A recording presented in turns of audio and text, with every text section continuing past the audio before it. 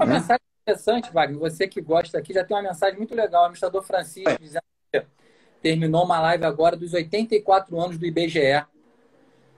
Sim, o IBGE é uma instituição histórica, importante no Brasil, que nesse momento está vivendo uma crise muito difícil, porque ele tem que fazer todas aquelas PNADs, etc., e tem toda uma preocupação em relação ao uso de documentos e dados digitais que existem hoje no Brasil, os cadastros, para que ele possa atualizar isso, e está uma discussão. Acho que isso atrapalha a importância da coleta e tratamento de dados pelo IBGE, mas uma instituição da maior respeitabilidade, da maior importância para o desenvolvimento do país.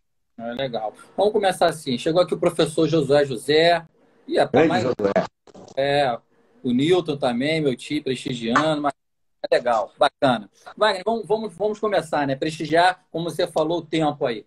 Ô, Wagner, a gente vamos falar um pouquinho da nossa administração pública hoje aqui no nosso Rio de Janeiro, né? Queria gente começar a fazer uma pergunta. Por que a administração pública no Rio de Janeiro é tão complicada, confusa? Eu digo no âmbito do governo estadual, do governo municipal. Eu não estou falando aqui, não estou perguntando, Wagner, em relação à questão dos crimes, das violências, das roubalheiras que a gente está vendo nesse período aí, né, de pandemia, de novo na área da saúde. Por que o Rio que deu tão certo, hoje a gente não tem esse sucesso? O Rio já foi um sucesso, eu não tenho dúvidas disso pela história do nosso município, do nosso estado. Fala um pouquinho para a gente. Ô, Rafael, a sua pergunta vai me permitir uma resposta mais longa. Eu tenho que ir no passado, no processo histórico do desenvolvimento da cidade do Rio de Janeiro, né? E para poder localizarmos e situarmos as condições objetivas que nós estamos vivendo hoje. Em verdade, na virada do século XIX para o XX, no começo dos anos 1903, 1904, o Rio era uma cidade muito difícil, extremamente difícil.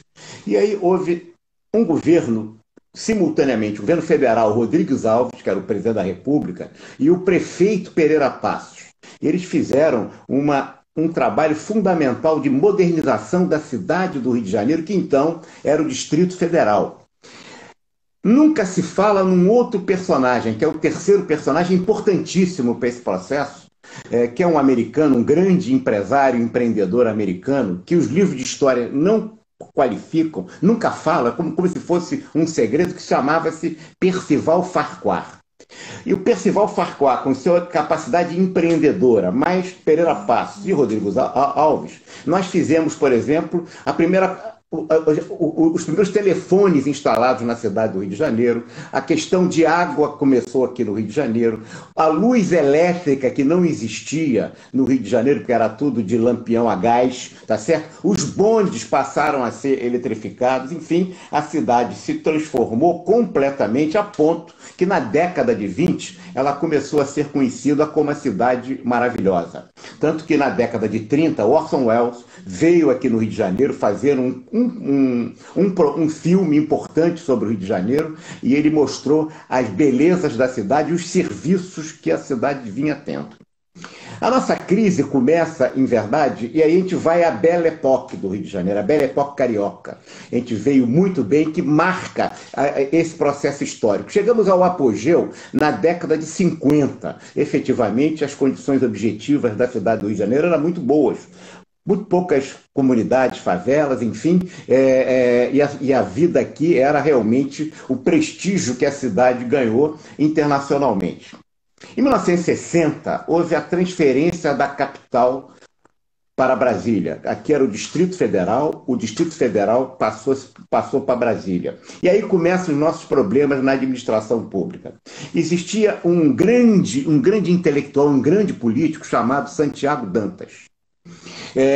Anteriormente, eu vou voltar um pouquinho antes. Nós tivemos o último prefeito do Distrito Federal antes da transferência da capital, final da década de 50, portanto que a transferência foi em 60, né? Que chamava-se Francisco Negrão de Lima. Foi um prefeito fantástico, que realmente trabalhou a cidade como prefeito. E houve a primeira eleição, que se elegeu então um líder da oposição da UDN chamado Carlos Lacerda. O governo era O Lacerda era oposição ao governo federal, que era do PSD. O Santiago Dantas, então, fez um projeto que foi muito sério, porque prejudicou muito o Rio de Janeiro na sua administração pública, malgrado a importância, a competência e a história, que é muito importante e reconhecidamente valorizando esse personagem histórico, um dos melhores políticos que o Brasil teve. Mas, como ser humano, ele fez um projeto que era o direito de opção.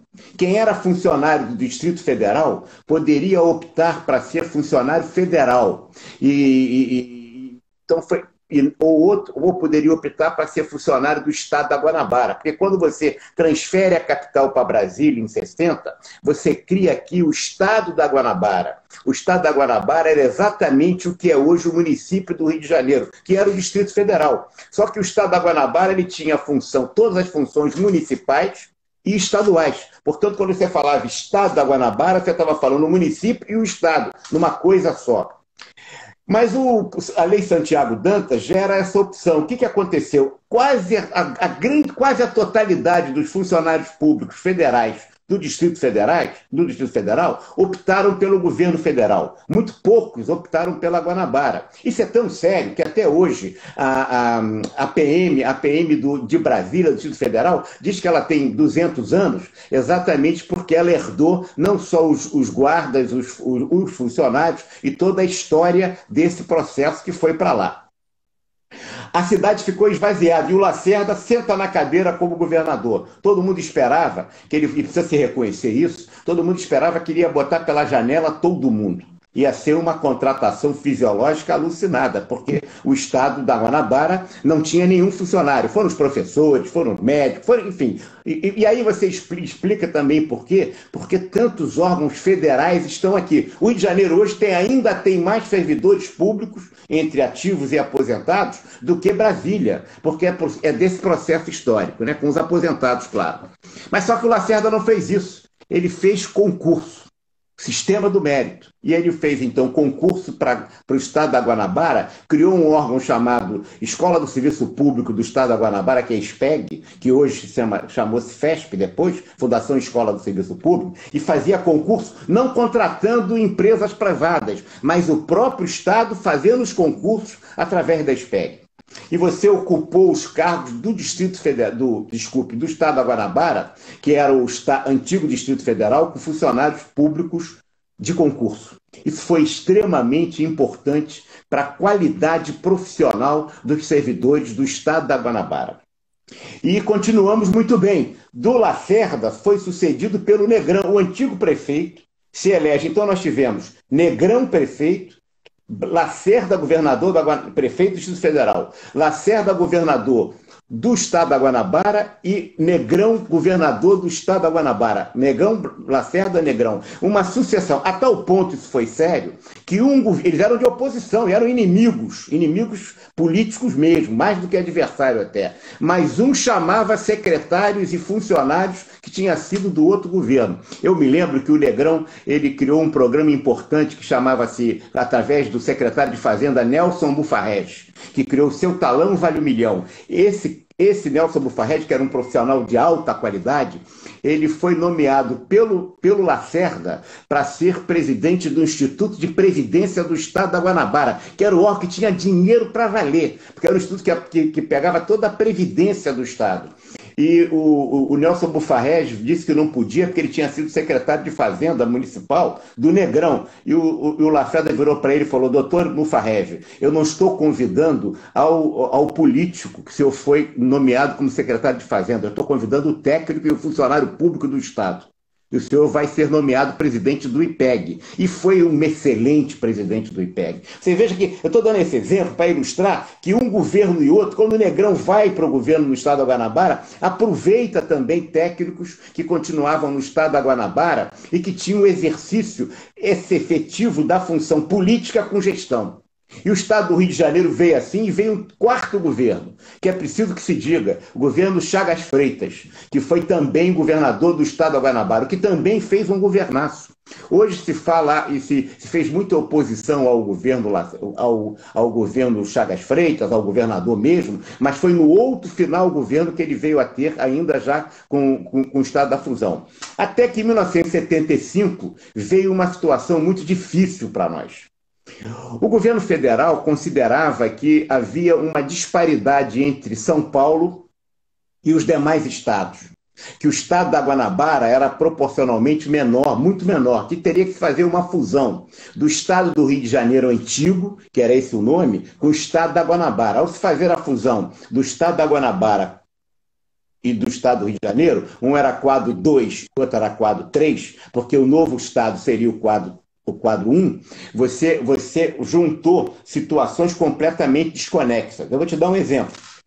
A Procuradoria-Geral do Estado do Rio de Janeiro, só para ilustrar, que é um órgão de escola ainda hoje no governo do Estado, tinha como concursado o Raimundo Faoro. Os membros da Procuradoria-Geral do Estado do antigo Rio de Janeiro eram nomeados ainda. Portanto, tinha bons advogados lá, bons procuradores, mas também tinha pessoas que eram oriundas apenas do processo político fisiológico. Porque é bom que se lembre que o estado do Rio antigo, ele era muito parecido com os estados do Nordeste. Até os barões, né, os barões da cana, etc., do Nordeste, eram os mesmos que habitavam aqui no norte do Rio de Janeiro e no nosso noroeste.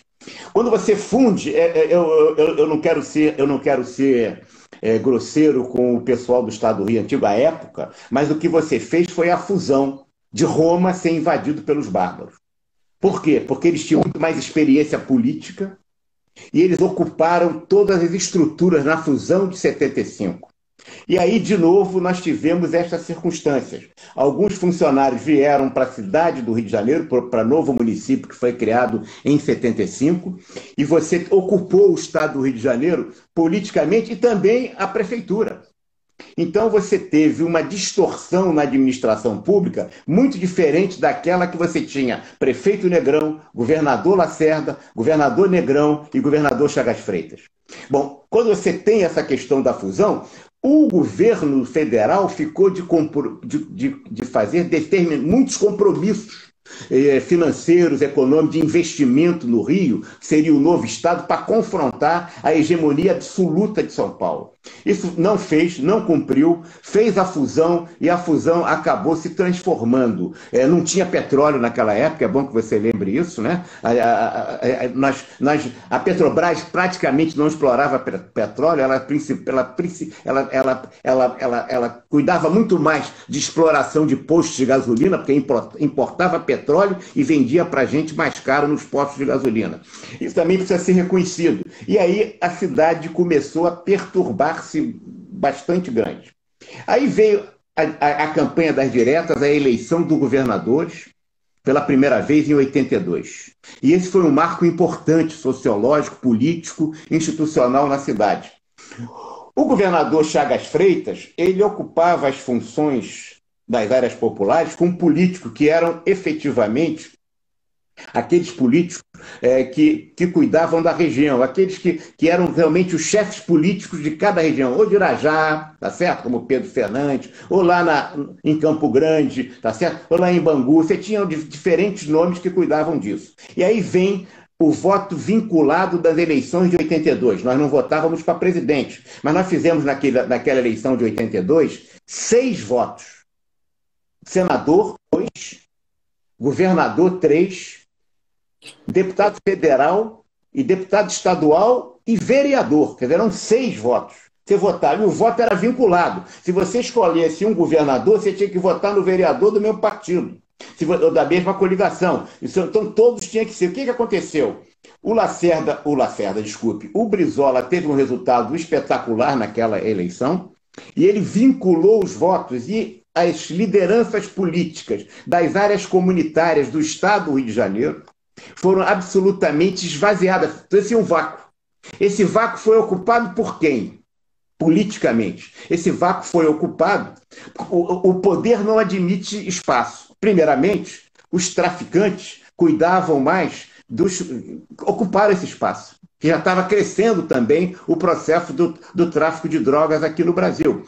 Os traficantes primeiro colocavam os seus políticos, depois eles próprios passaram a se eleger. E logo a seguir veio a milícia, que chamava-se à época de Polícia Mineira. E aí você tem todo um processo de degradação, fundamentalmente na cidade do Rio de Janeiro, que perpassa hoje para o estado inteiro e que precisa ser resolvido. Não é possível que um governo não se proponha a resolver essa questão de frente, de forma objetiva, porque se nós não fizermos isso, nós vamos continuar com um governo que tem uma influência muito grande no parlamento, no judiciário, no dinheiro, enfim, nós todo dia assistimos isso, ora pela milícia, ora pelos traficantes, e a situação do Rio de Janeiro é um modelo que, infelizmente, já se espalha nacionalmente para muitos outros estados. A gente pensa que a violência é só aqui, mas a gente olhar a violência por 100 mil habitantes para cada vez, a gente vai ver que há estados aqui, mesmo no Nordeste, muito mais violentos do que o Rio. Portanto, a nossa situação... Nós perdemos o projeto de cidade. A violência atrapalha o turismo, é verdade também, mas, por outro lado, uma administração pública que se burocratizou enormemente, que perdeu qualidade, tanto na cidade quanto no Estado, nos leva efetivamente a ter as circunstâncias que a gente tem. Quando você me pergunta por que é complicado, por esse processo histórico. Esse momento a que chegamos não é fruto de uma administração apenas, ou de um governo, mas uma administração ou um governo contribuem decisivamente para ir agravando. Por quê? Porque nunca resolveram enfrentar de frente essas mazelas que efetivamente afetam a cidade do Rio de Janeiro. Ótimo. Não sei se te respondo, é uma resposta longa, mas é um processo histórico que nos leva a compreender, né? Você veja, não é possível o Rio de Janeiro ter os melhores equipamentos hospitalares do Brasil, grandes hospitais que eram federais, tá certo? E que muitos são federais ainda, tá certo? Porque eles eram nos institutos, porque teve uma outra coisa que eu preciso explicar para você em relação de saúde, Rafael, que em 1966, tá certo? Foi feita a fusão dos institutos de previdência. Antigamente, a previdência ela era separada por atividades econômicas ou atividades profissionais. Instituto dos Aposentados dos Comerciais, IAPI dos Industriais, IAPC dos Comerciais, IAPB dos Bancários. Cada um tinha a sua estrutura hospitalar e de aposentadoria. E tinha também o do governo federal, que também era o próprio, né? Que era o IPAS, Instituto de Pensões de Servidores, não sei o quê. Então, quando você funde todos, você, em vez de criar uma situação que seria mais generosa, porque o que se pensava que o IAPI era muito melhor do que um pequeno instituto de uma categoria menor, que você ia fazer, portanto, a igualdade ou o tratamento análogo para todos, você prejudicou a todos e a Previdência Social foi para a garra. Ela foi não só na Previdência, como também a assistência de saúde se prejudicou demais. Ô, Wagner, é interessante você falar isso, já, assim, eu não vou nem deixar passar, porque já repercutiu o pessoal falando que é uma aula de história e política, poucas pessoas conhecem, e o professor Kofi, o Dimas, nosso amigo, ele até coloca, poucos sabem dessa história que impactou muito a urbanização da cidade do Rio, com suas falhas que se refletem a distribuição de serviços públicos e a ocupação até hoje. A Fernanda Tauil, amiga nossa, deixa eu comentar essa questão aqui do Kofi, que é o seguinte, é preciso que se lembre que a Câmara dos Vereadores do Rio, do Distrito Federal, ela era chamada de Gaiola de Ouro. E por que era Gaiola de Ouro? Ela tinha uma composição muito interessante. Ela tinha os maiores talentos da vida pública brasileira. Vou dar um exemplo. O próprio Lacerda foi vereador na Câmara do Rio, tá certo? Você tem figuras, o Barão de Tararé também foi, Ari Barroso foi. Você tinha Adalto Lúcio Cardoso, que depois foi do Ministério, foi do Supremo Tribunal Federal. Você tinha uma representação de altíssima qualidade. Mas, ao mesmo tempo, você tinha também uma representação de altíssima qualidade, mas que era representativa da área popular. Por exemplo, na área que está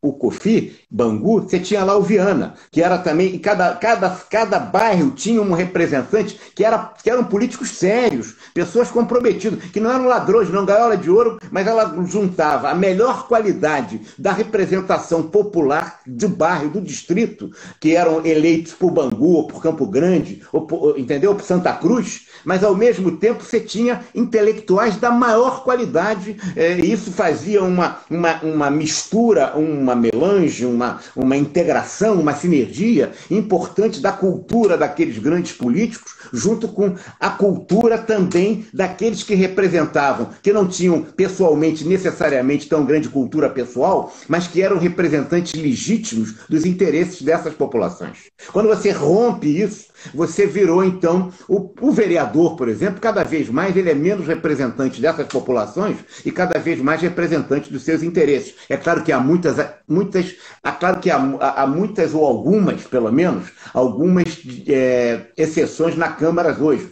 Ela é fundamentalmente ocupada por representações de candidatos de si mesmos, ou quando não são da milícia, ou quando não são do tráfico, ou quando não são vinculados a grupos de interesses econômicos, como as empresas de ônibus. Ótimo. Mas é legal. Tem um colega também, o administrador Rodrigo Cavalcante, ele coloca aqui: Caro Wagner, Rafael, boa tarde, parabéns pela live. Queria ver a opinião de vocês sobre o debate de um pacto federativo e fortalecimento. Ele abriu um parênteses: aumento da independência dos municípios. Aí eu deixo para você, essa é uma situação que você viveu bem isso até hoje, claro, né? Ô, Rodrigo, mais do que nunca o Brasil precisa de um pacto federativo. Eu diria até mais.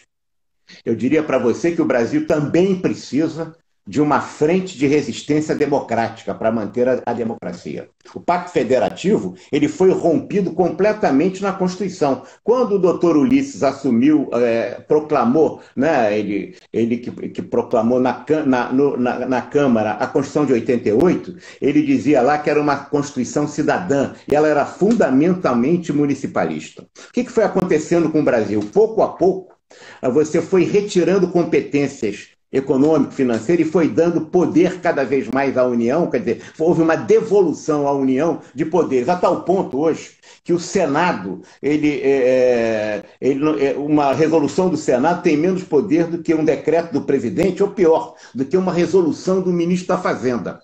Que hoje nós temos ministro da Economia. Portanto, o pacto federativo foi completamente estraçalhado e o Brasil precisa, sim, de um pacto federativo. Acho que no momento que nós vivemos, Rodrigo, preste atenção no que estou lhe dizendo, a gente precisa também da construção de uma frente de resistência democrática. Legal. A Thail, eu cortei você quando a Thail tinha feito uma questão. Não, a Thail lembrou, colocou aqui que está sendo uma aula de política, história.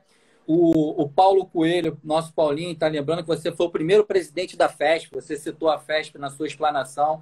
Ele está lembrando que... Eu fui o primeiro presidente da FESP. O que foi a FESP? A FESP foi a fusão. Foi no governo da fusão, no governo que o governador nomeado, que não se elegia governadores ainda, era o Almirante Faria Lima. Então eu fui nomeado para presidente da FESP, para fazer o regimento, fazer o projeto e também da comissão de trabalho, e depois nomeado presidente da FESP. A FESP fazia a fusão da antiga escola do serviço público, que funcionava em Niterói, do antigo estado do Rio de Janeiro, portanto do quadro 3, com a antiga escola do serviço público do estado da Guanabara, que era a SPEG, que funciona ainda no mesmo lugar, ali em frente ao Rio Sul, ali na entrada do túnel de Copacabana, e se fazia então uma nova instituição, que seria uma fundação privada, de direito privado. O que acontece no Brasil hoje em relação às fundações, Rafael? Hoje nós temos fundação privada de direito privado. Só existe no mundo inteiro, fundação privada de direito privado. O Brasil tem fundação privada de direito público e fundação pública de direito público. Nós temos 3 tipos de fundação. Portanto, 3 jabuticabas completamente absurdas. Só no Brasil tem essa loucura. O que acontece na regra, na lei, na legislação? As fundações são equiparadas às autarquias. Portanto, nós estamos falando de fundarquias, que é uma mistura mal sucedida em tudo que dá errado na fundação e em tudo que dá errado na autarquia. Porque a autarquia tem um papel, as fundações têm outro. Portanto, a administração pública, neste pacto federativo a que o Rodrigo se referiu, nós temos que tratar também das competências específicas dos poderes, claro, dos 3 poderes, e do Ministério Público, e igualmente, tá certo? Do Tribunal de Contas também, porque nós temos muitas fusões, como se nós tivéssemos 5 poderes, nós só temos 3, que são independentes e harmônicos, e nós temos também as instâncias de governo. Mas, além disso, é preciso uma reforma administrativa que recoloque nos devidos termos o que são autarquia, empresa pública, fundação, tá certo? Sociedade de economia mista, administração direta, administração indireta, que são funções que existem na administração pública em todo o mundo e que aqui no Brasil viraram uma mixórdia. Nós temos 14 tipos, Rafael, de autarquias diferentes. Temos 3 tipos de fundação, de autarquia, 14 tipos. Nós temos autarquia como a CVM, por exemplo, ou o Banco Central, que tem direitos a pagar 13, 14, 15 salários, e ao mesmo tempo, e administração liberado, e tem uma autarquia como os conselhos de administrações, o Conselho Regional de Administração ou o Conselho Federal de Economia, o que você quiser, que também são autarquias. Portanto, é uma mixórdia, são 14 tipos. Portanto, quando você fala em pacto federativo, a consequência inevitável disso é você fazer também a reforma dos institutos que caracterizam a administração pública brasileira. O Luiz Carlos Afonso coloca aqui que é brilhante o seu depoimento, professor Wagner, os colegas vão chegando, Márcia, e tudo, Amanda, Marta. Eu não quero perder, Wagner, porque depois a gente acaba esquecendo de responder um amigo aqui. Mas, enfim, o pessoal está agradecendo, dizendo da aula. Não, pode, não tem dúvida. É bom que as perguntas venham livremente, que assim ajuda a gente. É verdade. O Wagner, me permita a voltar um pouco na live de sexta-feira passada, quando eu percebi o tema dessa nossa live de hoje. Me faz fazer uma pergunta para você. Na sexta-feira passada, você falou sobre o Brasil, né? Vamos ampliar, vamos sair um pouco do nosso estado, do nosso país, vamos abrir isso para o nosso país. Você falou que o Brasil precisa voltar a crescer e citou algumas questões. Você falou da abertura comercial, dos serviços, do meio ambiente, do ouro verde, biodiversidade. Você falou das privatizações, reforma do Estado, reforma tributária, reforma administrativa. Você deu um panorama bem interessante para a gente. Mas eu quero te fazer uma pergunta, não sei se ficou claro na live passada. O que mais o Brasil precisa fazer, Wagner? O que mais? O que o Brasil precisa fazer para a gente, de fato, como você muito disse, ao invés de ficar olhando no retrovisor, acender o farol e olhar para frente e andar? A gente está sempre com a luz do retrovisor e olhando com a lanterna de marcha ré. É impressionante. As sociedades, os países não ficam velhos, ficam obsoletos, Rafael. O governo brasileiro ele não consegue olhar para si próprio e corrigir, né, os seus próprios erros. Quer dizer, assim como tem o Pacto da Federação, era preciso, neste momento de crise, preparar a saída. Portanto, teríamos que ter um gabinete de crise. Gabinete de crise que o presidente Bolsonaro nomeou o general ministro da Casa Civil, Braga, né, Braga Neto. Mas, em verdade, comissão de crise também na empresa privada que se erra. Quando você cria uma comissão de crise, você tem que dar toda a autoridade e decisão final à comissão de crise. Senão você perde velocidade. E tem que ser uma comissão pequena, com muitos assessores. O que a administração pública brasileira faz e as empresas privadas? Criam comissões enormes em que você acaba não fazendo democracia, mas fazendo o democratismo, que é a doença infantil da democracia. Quando você participa demais, quer dizer, os grupos têm que fazer as questões técnicas, mas a decisão final tem que ser na comissão, tem que ser no comitê de crise, se for na empresa privada, ou no gabinete de crise que nós não temos. E aí não tem que ter dificuldade para falar com o governador ou com o poder outro. Enfim, esse comitê de crise tem a gestão completa, a autoridade e a decisão final, por delegação do presidente da República, e assim também pelos governadores.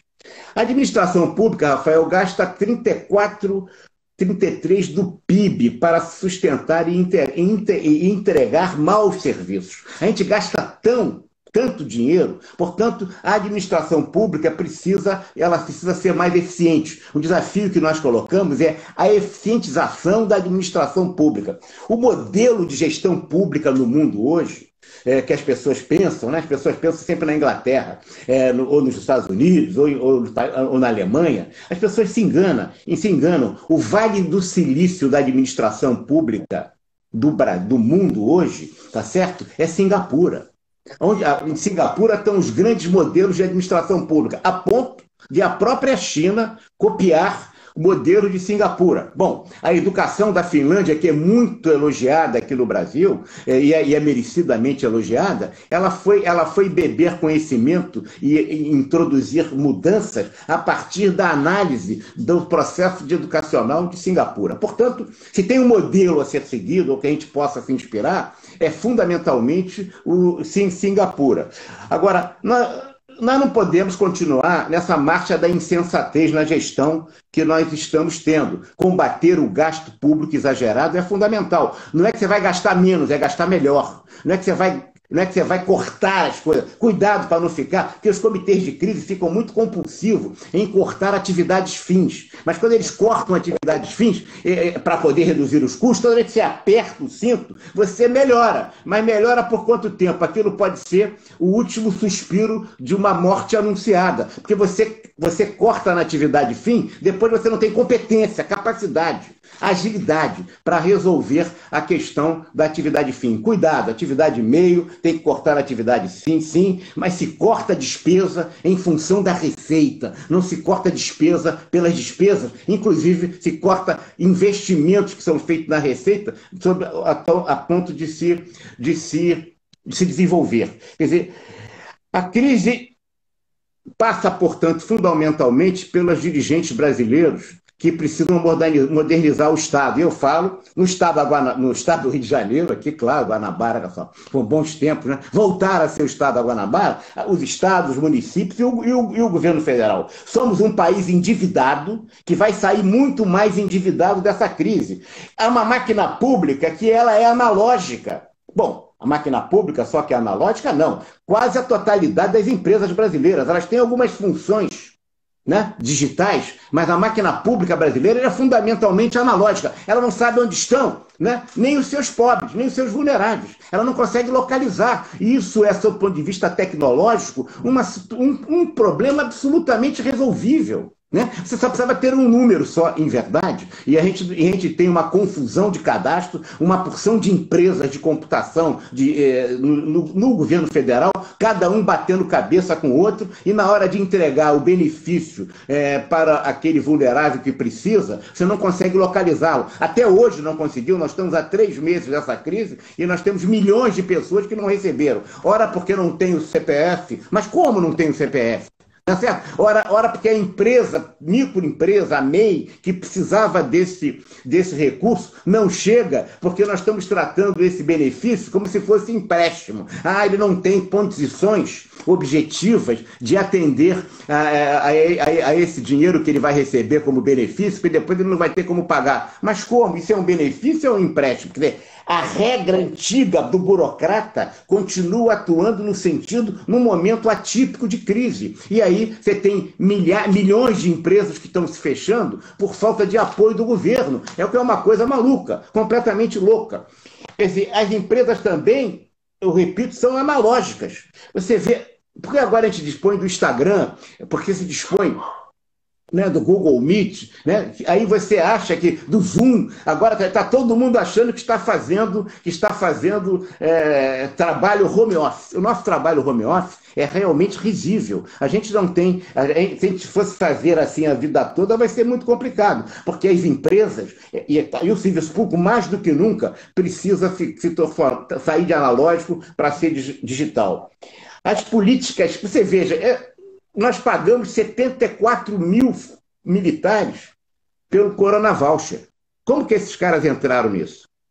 Como é que não se bateu uma com a outra? O que houve nisso?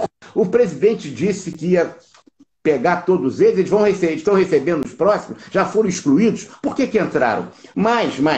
Pessoas no exterior, brasileiros que moram no exterior, entraram e receberam o dinheiro. Quantos milhares receberam isso? Como é que pode ser isso? Quer dizer, a epidemia, Rafael, ela escancarou mesmo as desigualdades sociais que existem no Brasil. Nós somos um país mais desigual do mundo. Não é apenas no saneamento, que é brutal, que as condições de água e esgoto do brasileiro são parecidas ao que existia na Idade Média, porque metade da população brasileira não tem saneamento, não tem água. Não falando na cidade do Rio de Janeiro. E no Brasil inteiro isso se repete. Quer dizer, é preciso que as políticas públicas, Rafael, mais do que nunca, elas tenham honestidade intelectual, para que os interesses corporativos, os interesses dos benefícios de determinados grupos não prevaleçam. Quando você tem a honestidade intelectual dessas políticas públicas, eu estou falando, portanto, de gestão. Você faz as políticas, considera todas as variáveis, tem que fazer o monitoramento passo a passo e tem que fazer a avaliação passo a passo e depois post-mortem também. Quer dizer, é preciso reconhecer que as pessoas estão recebendo, mas muito mal. É preciso, e tem milhões de pessoas fora, milhões de pessoas de empresas fora. Agora, o pior, os grandes grupos, eu não estou dizendo os grandes grupos empresariais necessariamente, mas os grandes grupos financeiros certamente vão apresentar balanços bastante azuis. E aqueles que são as grandes empresas que têm condições, aspas, em balanço de receber o empréstimo, quer dizer, que eles chamam de benefício, vão ser recebidos. Portanto, é inacreditável, né, que nós não tenhamos seriedade de políticas públicas para gerar efetivamente avaliação, monitoramento, exame, aprendizagem com isso. E digitalizar completamente. Eu não estou querendo... O meu esforço pessoal é no sentido de integração.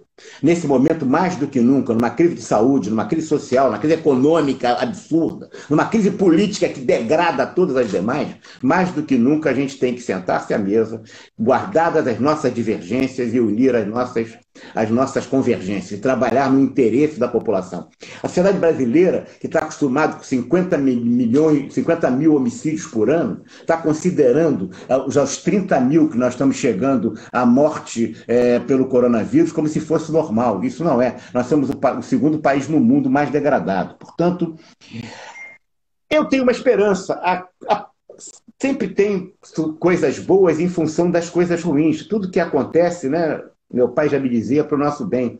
Em verdade, a crise acelera o processo de compreensão dessa realidade. E uma das coisas que a sociedade brasileira está compreendendo é a importância do TI, do impacto da tecnologia de informática, do mundo digital na sociedade brasileira, que nós desconsideramos. Nós nem damos importância ao 5G e ficamos querendo ideologizar isso como se fosse chinês ou americano, quando um país não tem amigos, tem interesses. Nós precisamos ter o 5G, porque senão a gente vai ficar atrás. Assim como ficamos fora da primeira revolução industrial, nos anos 1800, nós ficamos fora, nós podemos ficar fora também da quarta revolução industrial, exatamente por estarmos fora da tecnologia de informática. Quantas empresas utilizam realmente tecnologia da quarta geração, da economia 4.0 no Brasil? Eu diria a você que não chega a 2%, Rafael. Não chega a 2%. Portanto, o Brasil precisa se modernizar. E se modernizar vai ser pelo TI. Quer dizer, por outro lado, nós temos outras coisas boas que você está dizendo. Quer dizer, a crise acelera a educação à distância.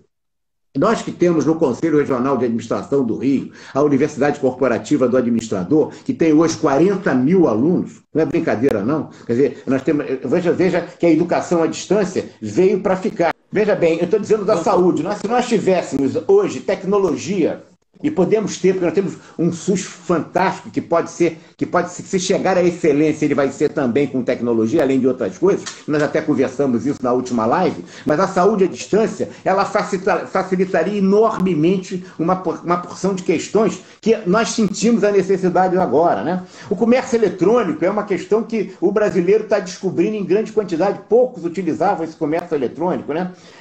Rafael, a China sozinha, em comércio eletrônico, ele é maior do que a Europa e os Estados Unidos juntos. As pessoas não têm essa ideia. Eu estou preocupado, por exemplo, com o Uber brasileiro, porque o Didi chinês, que é o 99 brasileiro, pode liquidar com o Uber aqui. Então, nós temos algumas circunstâncias que nos levam, como você me coloca a nova novidade, eu não posso deixar de falar em multilateralismo. Está todo mundo dizendo que vai acabar a globalização, que a globalização agora vai ser destruída. Olha, essa é uma visão de curto prazo. A curto prazo isso pode acontecer. Hoje o presidente Trump acaba de tirar os Estados Unidos da Organização Mundial de Saúde. É realmente um retrocesso, absolutamente uma visão unilateral, equivocada. Nós nunca... Veja bem, a doença... O Covid-19 é a globalização da doença, Rafael. E nós estamos falando em acabar com a globalização e nós estamos com a doença globalizada. E a doença globalizada tem que ter tratamento globalizado. A política externa brasileira está defendendo a visão bilateral, quando nós temos que trabalhar com um sistema multilateral, não tenho dúvida disso, né?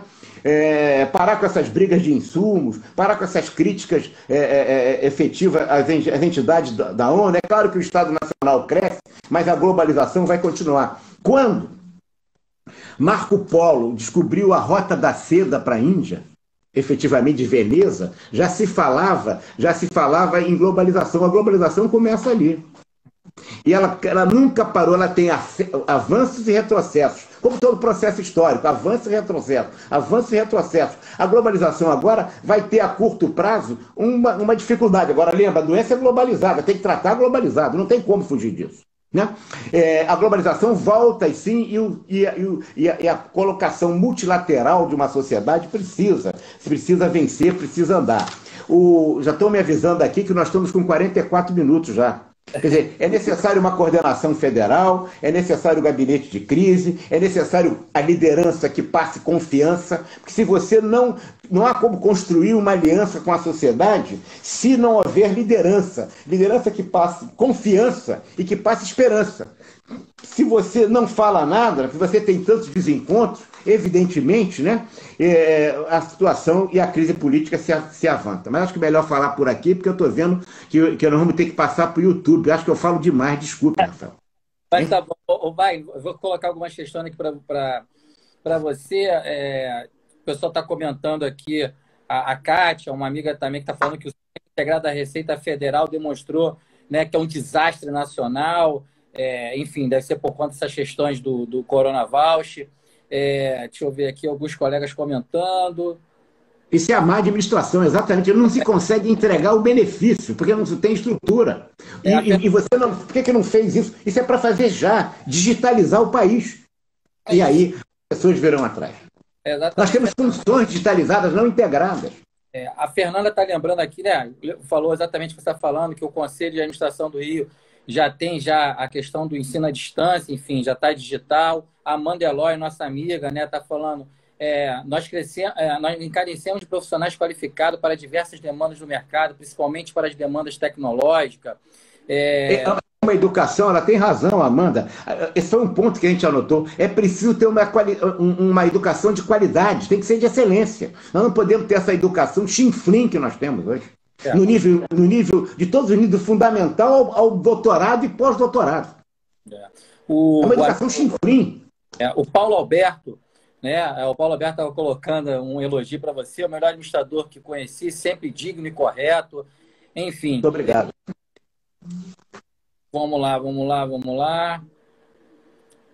A Gisele está colocando aqui, que acho que é muita área dela, né? Até agora o governo não conseguiu aprovar os empréstimos para as pequenas e médias empresas com juros baixos. Muitos já não conseguiram reerguer os seus negócios devido a essa demora. E aí o governo tem razão, Gisele. E aí o governo vem e diz assim, ou você escolhe a saúde, ou você escolhe morrer de fome. Ora, bora, mas ele não entrega aquilo que ele tinha que entregar 3 meses atrás. É inacreditável isso. Nós somos o país que mais tempo vai ficar em isolamento, porque fizemos um mau isolamento, porque todo dia se faz... E como é que a gente vai sair desse isolamento sem ter condições objetivas, quando o pico está crescendo exponencialmente? Ontem morreram 1.200 pessoas.